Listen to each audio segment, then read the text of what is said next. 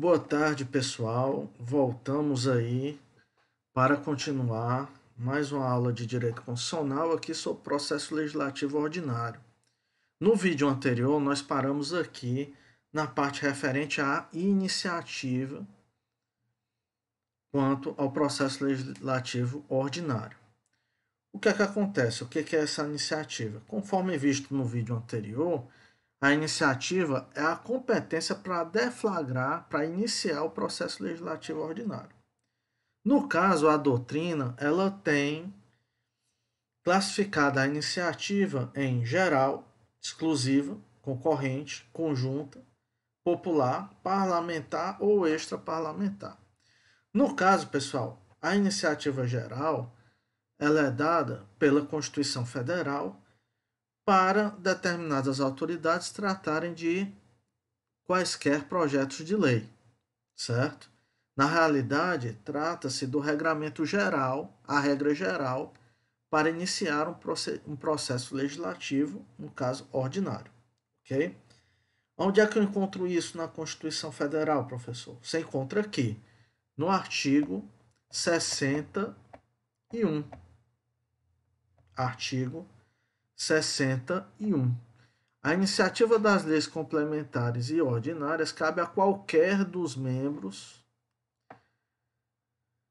da Câmara dos Deputados, do Senado Federal ou do Congresso, qualquer dos membros ou comissão,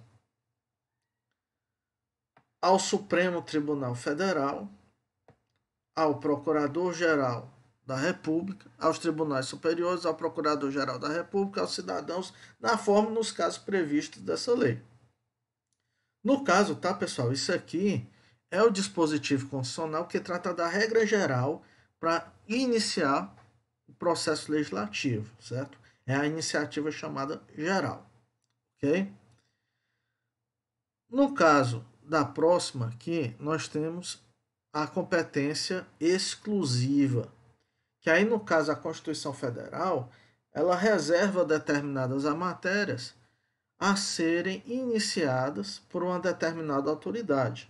É o exemplo aqui que nós temos do artigo 61, parágrafo 1º. São de iniciativa privativa do presidente da República. Okay? Quando se fala aqui privativa, você deve entender como sendo exclusiva, tá? Ou como parte da doutrina costuma chamar de reservada. Mas deve ficar claro que a iniciativa, neste caso aqui, cabe somente ao presidente da República. Ou seja, se tratando de fixar ou modificar o efetivo das Forças Armadas, dispor sobre criação de cargos, funções e empregos da administração pública autárquica ou aumento de sua remuneração. Okay? Isso é muito importante, certo? Por exemplo, você aí que é servidor público, caso você queira um aumento de remuneração, isso será competência privativa do chefe do executivo, a nível federal, do presidente da República. Ok? Gente, eu só queria fazer um parêntese aqui, que essas competências de iniciativa exclusiva do presidente da República devem ser reproduzidas na Constituição Estadual em relação aos governadores, ok? Deve-se obedecer ao quê? Ao chamado princípio da simetria, certo? No caso, para quem não sabe o que é esse princípio da simetria, é, é o princípio que dispõe sobre a correlação que deve haver entre o presidente da República e o governador, por exemplo. Porque, no caso, o presidente da República ele é o chefe do Executivo Federal. E o governador é o chefe do Executivo Estadual. Então, basicamente, os dois devem ter as mesmas competências em relação ao cargo. Então, o seguinte, a jurisprudência ela tem considerado que esse artigo ele é de reprodução obrigatória na Constituição Estadual, devendo se guardar aqui a simetria para o governador, ok? Como também o prefeito, tá? Ele deve também ter essas mesmas competências, é claro, no que couber. Beleza, pessoal? Então, trata-se de um dispositivo de reprodução obrigatória. Então, o servidor público estadual, caso ele queira algum aumento de remuneração, ele deve entender que essa matéria é de iniciativa privativa de quem? Do governador. Ok? Passando adiante, organização administrativa e judiciária, matéria tributária e orçamentária, serviço público pessoal dos territórios, tá, gente? Isso aqui é referente apenas aos territórios federais. Servidores públicos da União e territórios, regime jurídico, provimento de cargo, estabilidade e aposentadoria, organização do Ministério Público, Defensoria Pública da União, bem como as normas gerais de organização do Ministério Público e Defensoria Pública dos Estados, do Distrito Federal e dos territórios. Criação e extinção dos ministérios e órgãos da administração pública, observado o disposto no artigo 84, inciso 6. Professor, o que é esse artigo 84, inciso 6? Na realidade, pessoal, aqui trata de uma questão referente ao chamado decreto autônomo.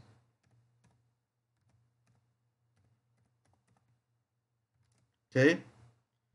Como assim? Isso é uma coisa que nós vamos tratar mais à frente, mas já adiantando, é que o artigo 84 ele traz algumas matérias em que não é necessário tratar mediante lei ordinária. É possível que o presidente da República faça isso através de decreto autônomo. Okay? Então não precisaria, para determinadas situações, de uma lei ordinária para criar ou extinguir ministérios ou órgãos da administração pública. Pois o artigo 84 possibilita, em determinadas situações, tratar por meio de decreto autônomo. Militar das Forças Armadas, seu regime jurídico, provimento de cargos, promoção, estabilidade, remuneração, reforma, transferência para a reserva. E essa é a matéria aí que é de iniciativa privativa do presidente da República. Ok? Voltando aqui à nossa classificação, a iniciativa ela pode ser concorrente. Certo? É interessante essa competência concorrente no sentido de que várias autoridades elas podem deflagrar a iniciativa em relação a um determinado projeto de lei. Aqui, no artigo 61, embora seja a iniciativa geral dessas pessoas aqui, também é uma iniciativa concorrente, porque há determinadas matérias que tanto pode ser qualquer membro da Câmara dos Deputados ou do Senado, como pode ser também o presidente da República, certo? Como pode ser o Procurador-Geral da República ou algum tribunal superior, certo? Que possa ser competente para deflagrar essa iniciativa. Então a gente pode dizer que quando várias autoridades elas são competentes para a iniciativa de projeto de lei, então trata-se de uma competência o quê? Concorrente. Ok, pessoal? Diferentemente aqui da competência em relação à iniciativa conjunta. Porque o que é que acontece? Quando a iniciativa é conjunta, o que é que vai acontecer? A iniciativa ela deve ser dada por mais de uma autoridade pública ao mesmo tempo. Ok? Vou dar um exemplo. Nós temos um exemplo claro aqui na proposta de emenda à Constituição, no artigo 60. Veja só, o artigo 60 diz o seguinte: a Constituição poderá ser emendada mediante proposta. Aí é interessante, nós temos esse caso aqui no inciso 3. Mais da metade das Assembleias Legislativas das unidades da Federação. Então, veja só que se trata, nesse caso aqui, de uma iniciativa conjunta das Assembleias Legislativas. No caso, mais da metade é necessário para deflagrar a proposta de emenda à Constituição. Ok, pessoal? Seguindo adiante, nós temos a iniciativa popular, tá? Que já é prevista aqui no artigo 61, parágrafo 2º.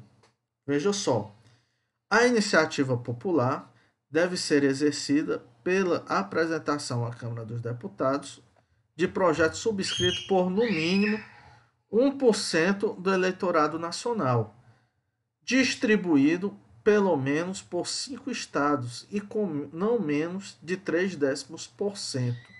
Veja só, pessoal, é necessário para se exercer a iniciativa popular 1% do eleitorado nacional. E é claro que tem que ser distribuído por pelo menos 5 estados. E em cada um deles não pode ter menos do que 0,3% dos eleitores. Ok? Só para terminar essa parte da iniciativa popular, pessoal, eu queria destacar que essa iniciativa popular, ela pouco é usada no Brasil, dado a dificuldade de receber de conseguir um número tão grande de assinaturas. Normalmente, na prática, é muito comum, certo? Se entregar a um deputado federal para que ele dê início ao projeto de lei lá na Câmara dos Deputados. Então, assim, nós temos poucos casos de leis que foram aprovadas mediante iniciativa popular. Mas, a título de exemplo, um dos casos foi a lei que incluiu o homicídio qualificado como crime hediondo, certo? A Lei 8.072, que era a lei é a lei dos crimes hediondos, inicialmente ela não previa o homicídio qualificado como crime hediondo.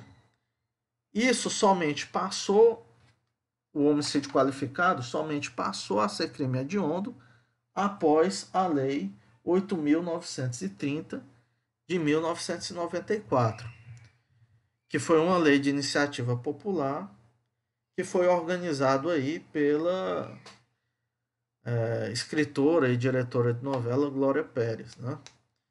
Então, esse é um dos casos, só mesmo para demonstrar aí que há exemplos de iniciativa popular. Mas, no caso, esse dispositivo, ele é muito pouco usado.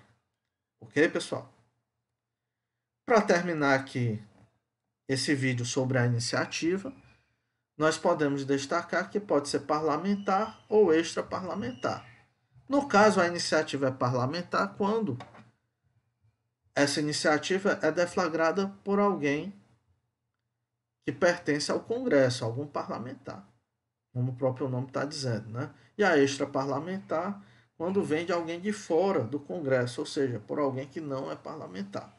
Ok? Beleza aí, pessoal? Mas para fechar esse bloco, precisamos aí sobre a iniciativa tratar aí sobre algumas observações.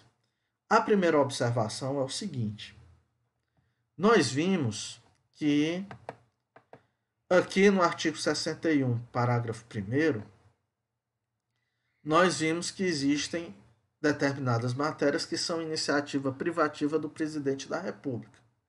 Ótimo, beleza. Mas aí eu pergunto, se digamos que um deputado federal ele ofereça um projeto de lei sobre esses assuntos que são de competência do presidente da República. Ok?